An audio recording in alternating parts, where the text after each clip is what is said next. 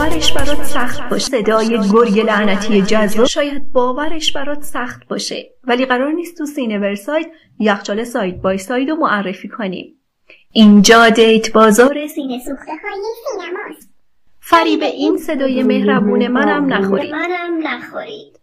این صدای گرگ لعنتی جذاب خودش داره که قراره یه جوری بیفته تو کوچه پس کوچه های فیلم و سریالا که حتی پلنگا و در و دافای تاریخ سینما هم از ترس ماستا رو کیسه کنن.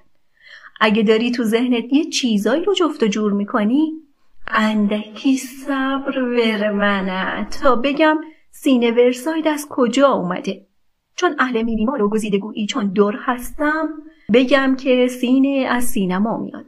ورس هم که میدونید معنیش میشه جهان، سایت هم که یعنی طرف و سمت.